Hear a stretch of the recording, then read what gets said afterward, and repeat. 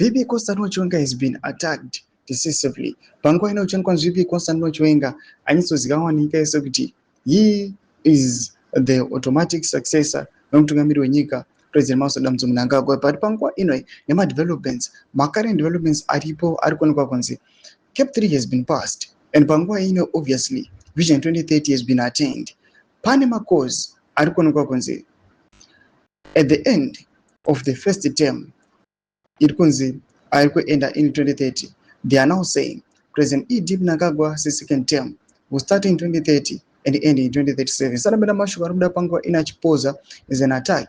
VP Constantino Chiwenga anopa subscribe or like on the bell icon. Honorable Zivu anoposta VP Constantino Chiwenga and Sons zvamuri kuona zvamudanyora achiti comrades mava kuti 2037 futi saka moda general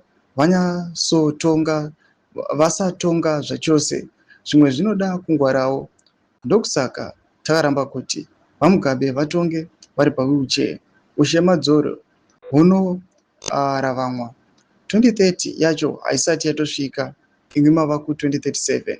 Next campaign munenge moti kingdom Toma developments ari kuda panguva ine ari kunyatsoonekwa kunzi panapa this is a clear attack on VP Constantino Chiwenga. These constitutional amendments atoona kuti which were passed and the ones which are yet to be passed. Right now they are talking about Cap 4. Iri kuonekwa kunzi asati yayo yava in public but makunga ari ngotaura kuti Cap 4 iri mupipeline. Cap 4 panguva ine iri kupusha for 2037 itori mupipeline yatomira kuti itovhotegwa again yatomira panguva ine kuti ipasiwe again. Developments ari kuda panguva ine bottom line but this was an architecture to stop VP Constantino Chiwenga from assuming the power. Anyatsozivikanwa kunzi at the end of President Edip Mnangagwa's second term na 2028 VP Constantino Chiwenga ndiye achasiyirwa matomu.